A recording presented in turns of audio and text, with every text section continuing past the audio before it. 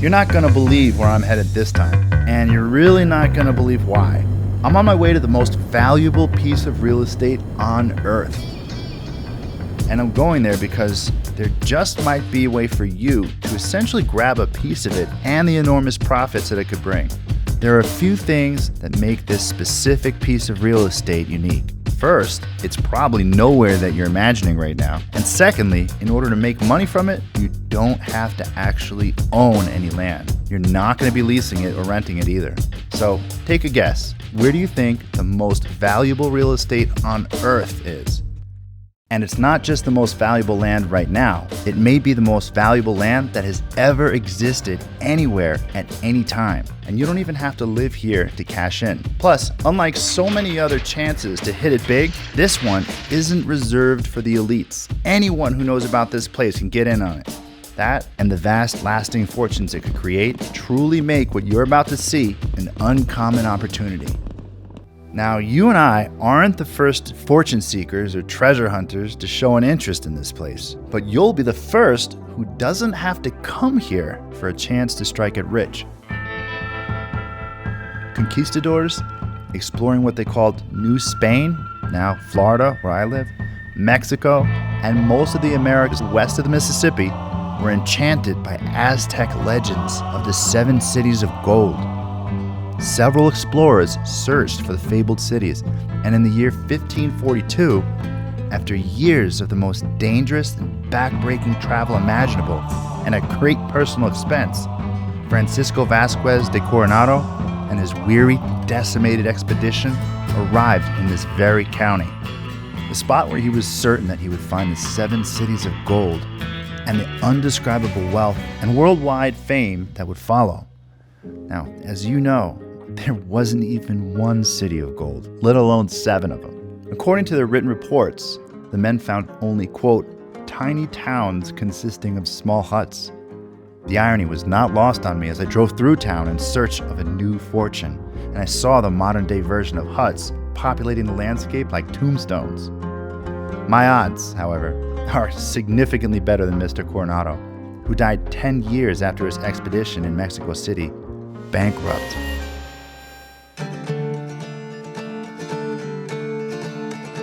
I'm not setting out on a treasure hunt fueled by an ancient myth. I have precise information that's compelled me because of verified data, tested science, and immutable fact. But I'm not going to risk a penny until I can see everything with my own eyes. And you aren't either. So now that you know where we are for the most part, have you figured it out yet? Do you know what makes this the most valuable land on Earth? Nope, it's not oil or gold or even lithium. You can't see it, you can't touch it. But there's an unmistakable way to know when you have it, and an undeniable way to take advantage of what could be the biggest profit moonshot of our lives. Now remember, you don't need to visit this place ever if you don't want to. That's my job. But if you want to see everything firsthand, here's how to do it. The nearest airport is 3 hours away. It's Phoenix International.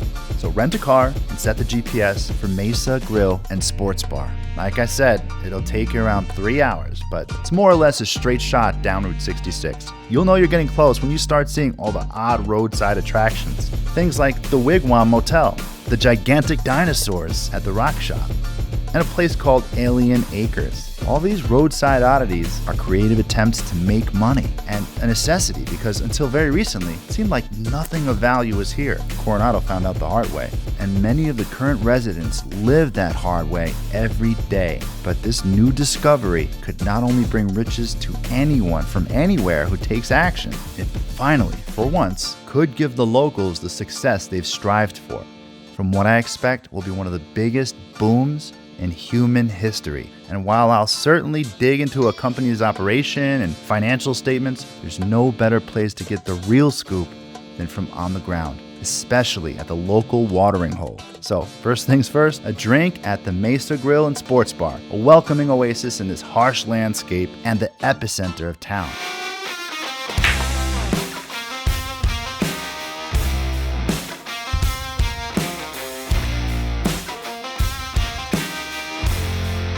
That's where you'll find Carolyn Young. She's the owner, and if there's anyone who knows what's going on in these parts, it's her. Carolyn? Chris. Hi. Welcome to the race. Nice to meet you. Nice place you have here. Thank you. Can I start you off with something? You a couple shots with me or something? What kind of shot? Tequila? Sure.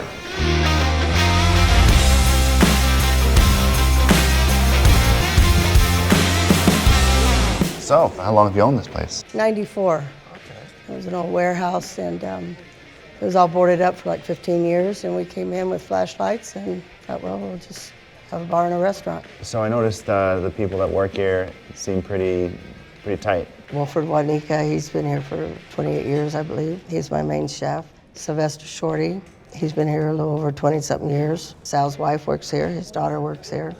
Since they were like, she was 18, she's like 30-something now. We're all kind of family.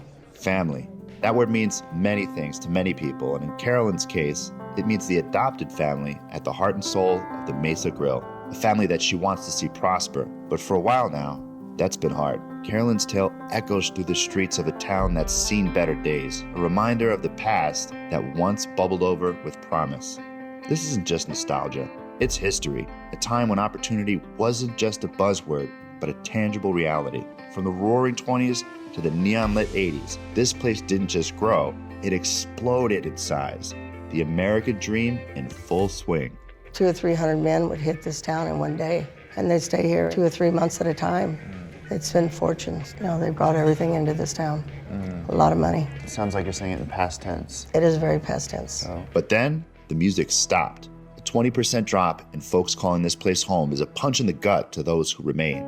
Imagine every dinner table now missing a son or a daughter, finding their future somewhere else. And for those who stay, 20% living beneath the poverty line. A stark contrast to the tales of prosperity from decades past. It's the flip side of the American dream. We've got a lot of resources here that need to be tapped into. As soon as Carolyn said that, my ears perked up, because that's what I had traveled almost all the way across the country to find out. So I asked her a few follow-up questions about what I'd heard was going on in the area. And boy, did she have the scoop. They were doing experimental drilling. That's when they were first kind of looking for it. They came out here, they were looking for it. I think they found something that a lot of people didn't realize was out here, kind of a buried treasure in the area. I know some other gentlemen came through from Texas. It was somebody else, maybe a year and a half ago. Okay. So you had a second person come out here now, kind of poking around. I'm pretty sure it wasn't the same companies. I wasn't sure on that. They were going to start transporting, possibly. What led you to believe that they were going to start transporting? Just the way they were talking, because they came back and forth quite a few times. I couldn't really tell you who their names were or anything. As I went out and looked at some of the drills, they were like, here's the petrified forest fence, and here's their drill 5 feet from it. Wow. On the ranches, on the ranch land. And these other gentlemen that came in and they were kind of poking around. They were poking around, they knew what they were doing, and they had found what they were looking for. They did? They seemed to have, yes. Well, what makes you say that? Just their attitude, and they were very positive. Oh, they were happy. They were celebrating. Yeah. Okay. Well, that could result in something big for this town. You know, that's kind of what we're talking about here. Right? So when you see something like that, does it make you feel happy, kind of filled with hope that industry coming into the town? Anything to keep Holbrook alive. It's been here for hundreds of years. I want to drink something special, something to do with this place. Mesa Italiana. It was 3 women, my mother, myself, and my grandmother. I'd hate to see it close. Well, let's drink to that. Let's drink to you, yourself, and your grandmother. Yes. To your family. Well, that went down easy. I was just about to say the same thing. That one was a lot easier than the first. That was a lot better. The desert has awe-inspiring sunsets and sunrises. I got to see both because I'm up and at 'em early. And to my surprise, I see this. I hit the desert looking for the usual suspects. Relentless sun, cacti in every corner, and that bone-dry heat. What did I get? Snow. Yeah, snow in the desert. Not just a little flurry here and there. I'm talking about a full-on, full-force, real-ass snowstorm. Just goes to show the world's got a funny way of upending your expectations. It's about this time where the GPS starts to get a little wonky. So, down past the bar and grill, you're looking for the Navajo Travel Center. When you see it, turn right down that dirt road. There's no street sign, so you'll really have to pay attention. On one side of you is the famed painted desert, another side, the petrified forest. And it's all surrounded by the Navajo Nation. Take that dirt road all the way to the end. That's where you see the man with the keys to the most valuable land in the history of humanity and our next potential uncommon opportunity. His name's Bob. Tell him Chris sent you and he'll know what you're there to see. There's Bob up ahead. Roll up your sleeves and grab your hard hats, folks. We're diving into the world of Bob. Now, this is a man who is no stranger to the gritty, high-octane whirlwind of international commerce. This isn't your grandma's bake sale, it's the big leagues. Once a vice president, trust officer, and energy department manager of a bank that was acquired by JP Morgan Chase, he's a guy who knows a thing or two about the cutthroat game of finance. But the glass towers of Wall Street weren't enough to satisfy his appetite. No, Bob had a bigger dream, to strike it rich. Well, richer. So he traded his suit for a hard hat and formed Brooks Energy Company, a heavyweight player in oil, natural gas, and get this, helium exploration and production. In between all this, he served as a member of the U.S. Department of Interior's Royalty Policy Committee. He sat on Tulsa's Technology Center's governing board. He even served as a commissioner to the great state of Colorado's State Economic Development Commission. Bob is the man who knows the art of the deal, the thrill of the drill, and has the skill to build. Welcome to Bob's journey, a relentless gas-fueled journey. And by gas, I mean helium. Welcome to ground zero where we're producing the helium. What we do is we take the nitrogen out of the helium stream. There's material in here, it's a pressure swing absorption unit. You got the high pressure which takes the nitrogen, absorbs it, and then we kick the nitrogen into the atmosphere. Where's the drill, the rig? Well, so this is the processing facility. We have wells that are about 2 miles to the east, and our other wells are about 6 miles to the south. We built a 6-mile pipeline to come here to the central processing facility. Oh, okay. So it pipes over to these. Yes. To those guys over there. Yes. Oh, okay. Very cool. What else? Well, Chris, it's pretty cold out here. It is cold. I'm impressed that you came from Florida out here in the desert where it's snowing. How about if we go back in the office and we can talk some more where it's warmer? You got some coffee or some hot cocoa? You bet.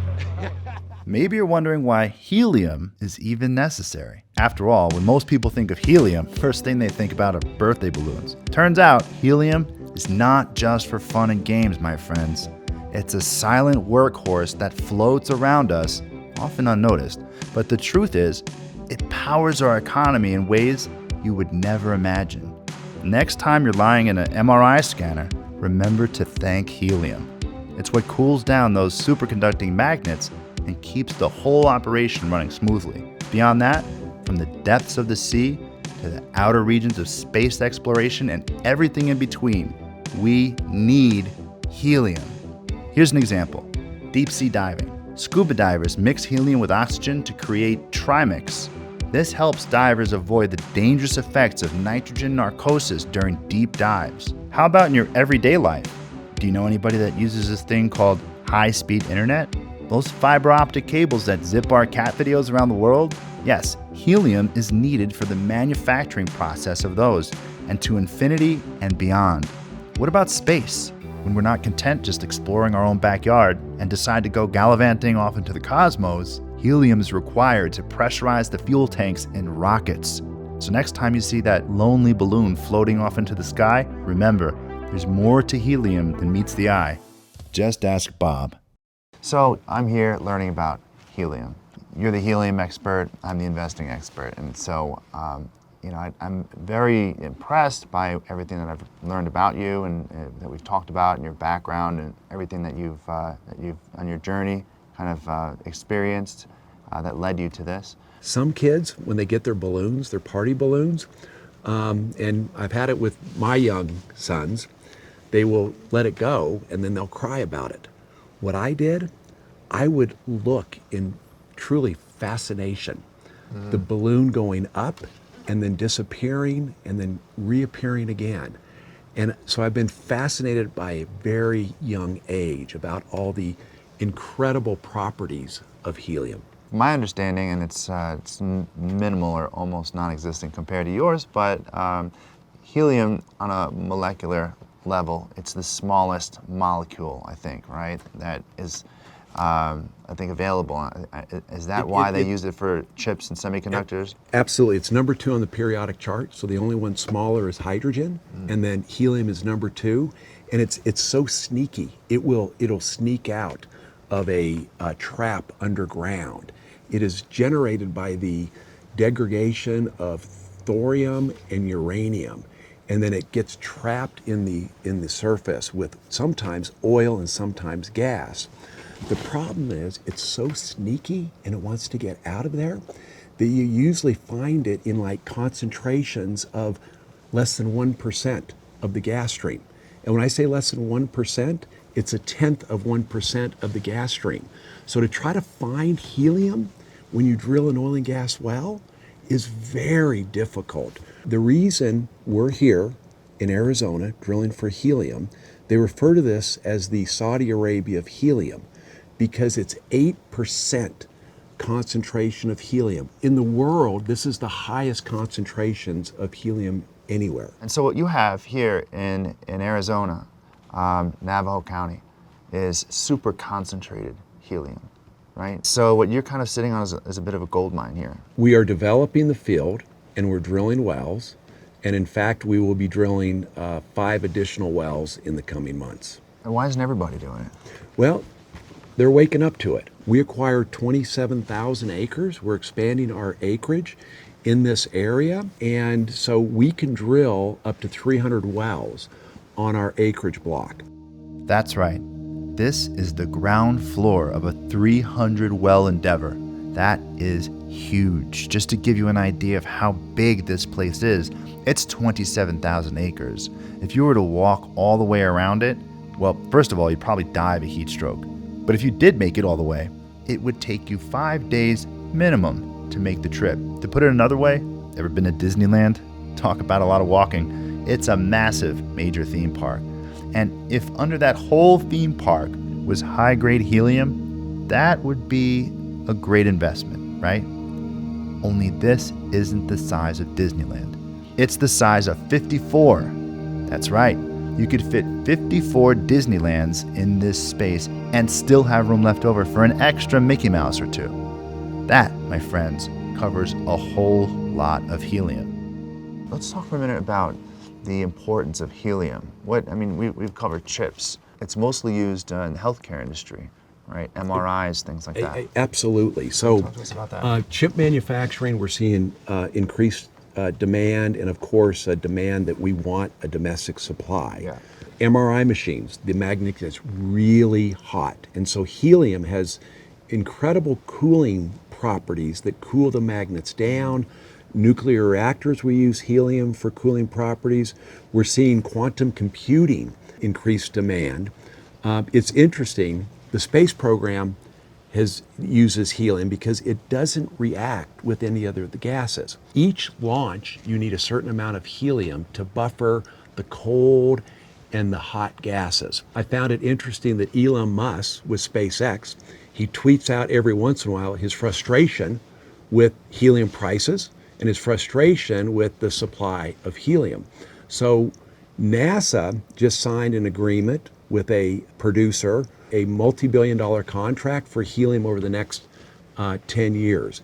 And helium is really important from that aspect. It's important, really, really important that I mentioned the CHIP Act. Basically, the CHIP Act is Uncle Sam throwing down $52 billion to get America's semiconductor game back in shape. We're talking about a big push to make sure those tiny chips powering everything from your phone to your fridge are cooked up right here at home. Because in this global tech tug of war, the United States is dead set on not being left in the dust. Now, the other supplies of helium are now not coming from the United States. They're coming from international supplies. So imagine for a second, with the CHIPS Act, the United States government is putting $50 billion on onshoring semiconductor manufacturing in the United States. There's literally hundreds of billions of dollars on onshoring chips in the United States. Chris, what we're doing is we're playing a little role in trying to make sure that the United States is independent from foreign supplies of helium, which as a key supplier to the semiconductor manufacturing industry, we help the semiconductor manufacturing be independent from foreign supplies of chips. Again, we're just playing a small role in it, but we'll continue to drill our wells, and we'll continue to hope for success on our wells. And to date, we have some really good wells.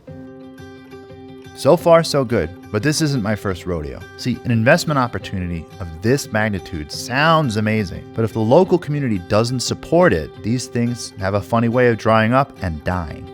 So, I know that even if everything we've heard so far is 100% true, things can still go sideways.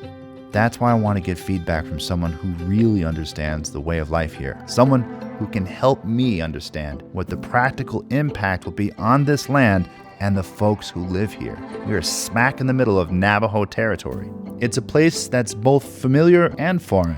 We also need to be genuinely respectful to the people who lived here long before the first Spaniard touched a toe on the continent. That's why I'm talking to Wayne. Wayne is a Navajo, and he owns a water well company. If there's anyone who doesn't want to see this place get stripped and polluted, it's a guy who can trace his ancestors back to this land over dozens of generations, and someone who sells drinking water from the same ground where Bob is prospecting for helium. As a matter of fact, a few short years ago, Wayne was one of the leading voices against an abandoned mine polluting the local water supply, a mine that tapped into uranium, giving many people in his community cancer as a result. Chris, good to meet you. Wayne, Yeah, nice to meet you. yeah. It is cold. I'm from South Florida, so Oh, all right. a little Well, extra cold. I've never been to Florida, and I'll stay away from there. Yeah, I'll stay in my own four sacred mountains. I don't blame you. It's beautiful. So you've got your horses here? Yeah, Yeah. got some heifers in here. Oh, you must be proud. Yeah. So we have 47 acres here, huh? 4,700, not 47. A little bit more than 47. Yeah, Yeah. 4,700 acres here. Yeah. Oh, that's something. It's beautiful. There's a lot of history here. My dad come out of Texas, and he bought a ranch out here from Santa Fe Railroad, well, the railroad property, 110,000 acres. And he sold it to the tribe in '63. Do you have a lot of family out here with you now? Yeah, Still? yes, I do. Okay. Yeah, I have family, my sister, then my son, the older son, he's a major in the military. He lives in Virginia. And my younger son, he's in Navajo police. So then my daughters, they live in Michigan, one Chandler. But I have a lot of extended family on the Navajo side. Diving into America's history with Native communities isn't for the faint of heart. It's a tangled tale of promises made, promises broken, and resilience.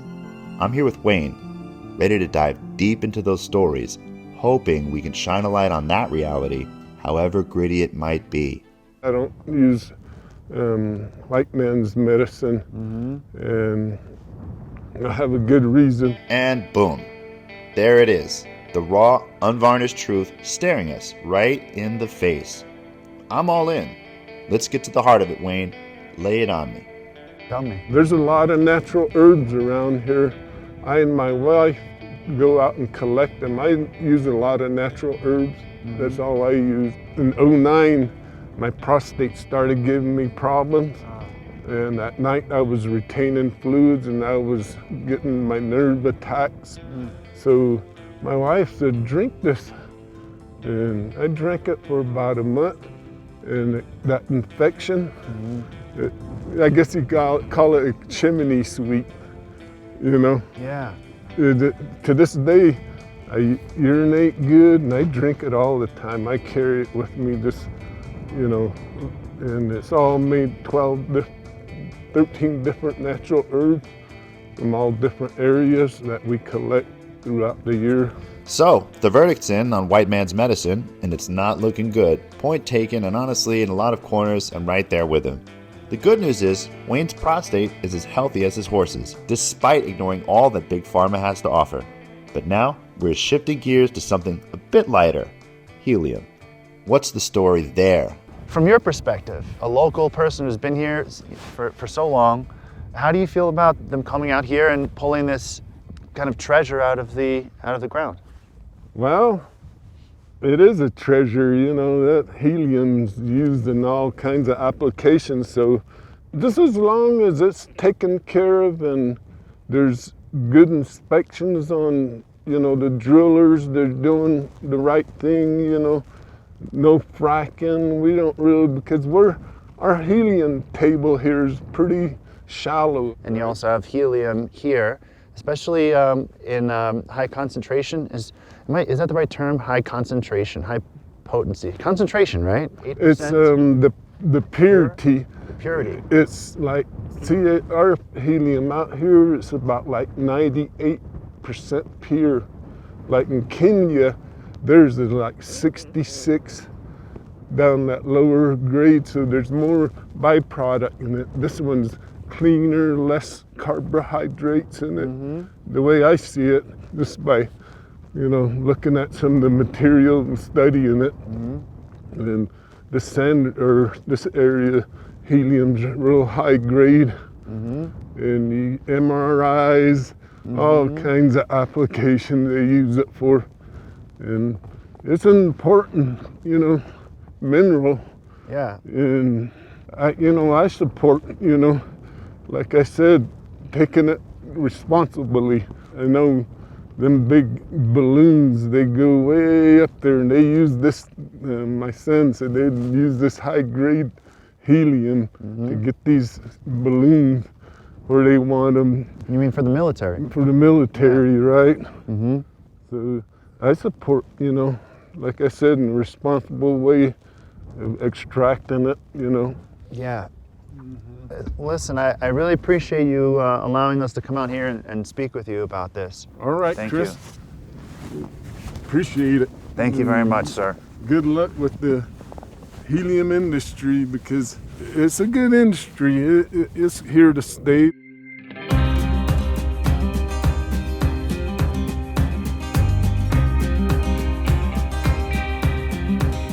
Getting Wayne's nod on the helium drilling under the strict condition that it's done right is a big win. But the wisdom didn't stop there. On our way out, he threw one more gem our way. He told us, hit up Romo's for a Navajo taco. It'll change your life, he said. And when a man like Wayne speaks, you listen. Life-changing tacos? Count me in.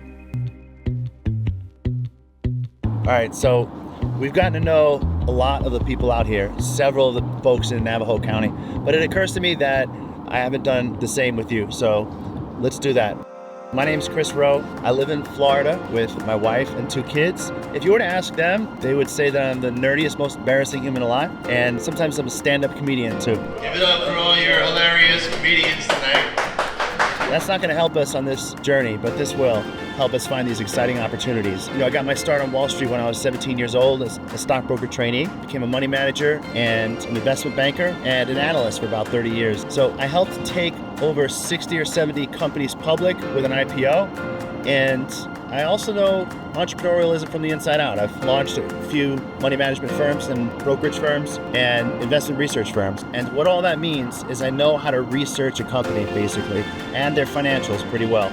So I know how to find out which industry groups are likely to take off and which ones are not. And I'm about to find out once and for all if helium is all that I think it could be.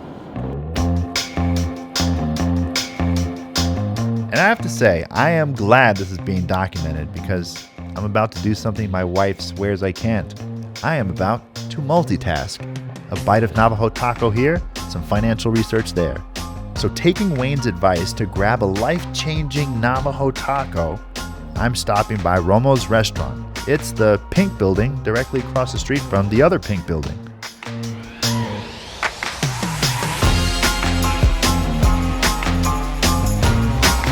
How you doing? I'm Chris. I'm Brett. Nice to meet you. Nice to meet you. So what do we have here? We do offer a good little bit of everything. I actually prefer the Navajo tacos. I'll have 2 of them. 2 of them? Yeah, just for starters, I'm starving.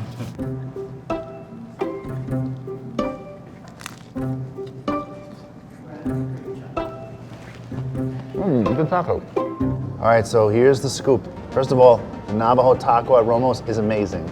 And this opportunity may be even more amazing. We have this weird substance, it's a limited substance, helium, that has increasing demand. It's used in things like medical imaging, quantum computing, welding, fiber optics, aerospace testing, semiconductor manufacturing, which to me is one of the biggest ones, satellite operations, electric vehicle manufacturing, and a lot more.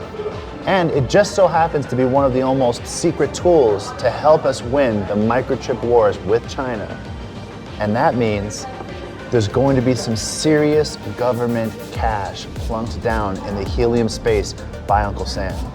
And in this area in particular, not only is their helium concentration level 10 times the normal amount, they have the full and total support of the local community. And when I look at it, it tells me that helium, my friends, is an uncommon opportunity. But there's one very important thing that you need to know about helium before I head out of town. It was just 161 years ago that those brave and half-crazy pioneers settled the West. They were looking for gold or homestead or just a way to carve out a future for themselves in this new world of opportunity. All of them were almost certainly adventurers, risk-takers, trailblazers in search of their fortune.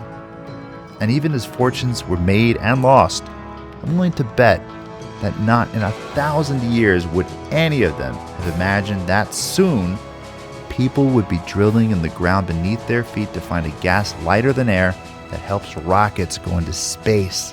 It sounds crazy even saying it now. When we arrived here, I gave you a brief history lesson of this otherworldly place. The conquistadors and the search for the 7 cities of gold, the odd roadside attractions, and the sensational claim that this area might have the most valuable real estate on Earth. Well, after everything we've seen, I'm even more convinced that this real estate is the most valuable on Earth. But that's not all. I also said that you have a chance to grab a piece of it and the enormous profits it could bring. And here's where you and I have it easy, almost embarrassingly easy. We don't have to sail halfway around the world. We don't have to risk our lives crossing thousands of miles of untamed wilderness. We don't have to go to war with the native population. There's no death or disease, and we don't have to risk our fortunes. Remember, Francisco Vasquez de Coronado died bankrupt after his failed expedition? So it would be perfectly reasonable for you to think that access to this kind of research, information, and an opportunity this uncommon would require that you are born into the right family or that it would cost a fortune. But it doesn't, not even close. But I can't promise that it's gonna stay that way forever. So this is the change that I got from the Navajo taco joint, and this is the last thing that I need to tell you about the helium uncommon opportunity. You can get in, you can get your piece with this pocket change. That's how little the shares of some of these companies cost. Depending on when you watch this, the price may change, but right now, that's it. So with this change, I'll go ahead and have a little fun and make a wish. Just a few months ago, this wishing well was in the state of total disrepair. A woman named Judy Jones actually convinced the local Home Depot to donate a whole bunch of supplies, and Holbrook High School teacher Eric Sally and a bunch of volunteer students repaired the whole thing. They made it look better than ever.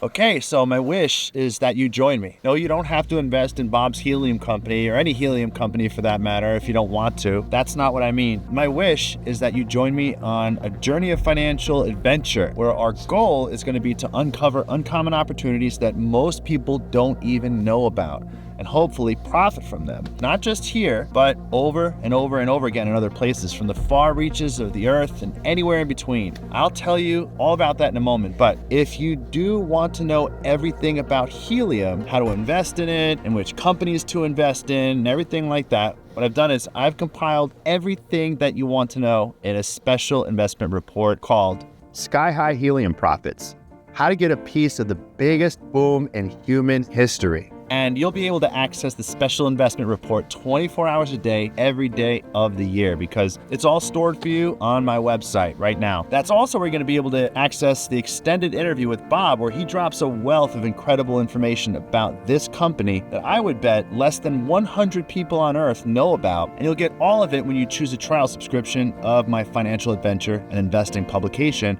called Chris Rowe's Uncommon Opportunity. But that's not all you'll get. You think this is the only uncommon opportunity out there? No way.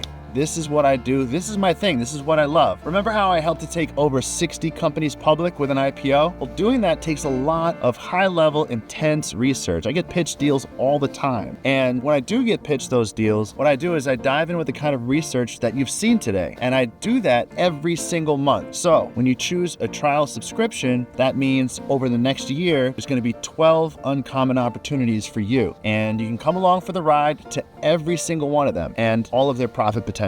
So how much should I charge for all this? Well, there's investment research firms out there that'll charge you $5,000 for this kind of research. I'm not going to make you invest that much in this. If I were helping a company go public, I could easily bill thousands of dollars per hour. Well, let's think about this. If you came along with me on every single financial adventure as we scoured the earth for the next uncommon opportunity, 12 total businesses with 12 chances to profit, and you didn't have to pay for anything except maybe one time you filled up the gas tank or one night you picked up the tab for dinner and drinks. Would you be cool with that? I sure hope so, because it's worth it. Let's do that then. When you choose a trial membership of Chris Rowe's Uncommon Opportunity right now, it's just $49 for the entire year, 13 cents a day, pocket change. And this might not even fill up the truck, come to think of it. And hell, if we each got a steak dinner and maybe a couple rounds, that would cost way more. But $49 works fine for me if it does for you. Oh, and here's what I mean, by the way, when I say trial subscription. You get the report on helium, you get all the helium companies, and then you can watch a full in-depth interview that I did with Bob. Plus, check out all the investing ideas you get in Sector Focus. And then, after 60 days, if you don't feel like coming along for the rest of the journey with me, you can get your money back, no problem. Just call us or email us and you'll get your money back. You can keep the report. That one's on me. So that's fair, right? So look, there's a lot of things I don't know. There's some things I know for sure. First, Pete Rose should be in the Hall of Fame. Second, every investment has risk and you should never risk more than you can afford to lose. And third, maybe the best way to hit it big is to partner with someone who's already done it. It was Ralph Waldo Emerson writing his 1870 essay, Civilization, who said, "Now that is the wisdom of a man, to hitch his wagon to a star. That is how we're strong, by borrowing the might of the elements." Emerson was speaking of the beauty of meaningful progress as settlers moved west, and how the fortunes they sought were waiting for them, having already been provided by their creator in the form of gold, game, and land. More than 150 years later, and that hasn't changed a bit. The fortunes are still waiting. The Creator put it there, underground, long ago. It's up to you to hitch your wagon.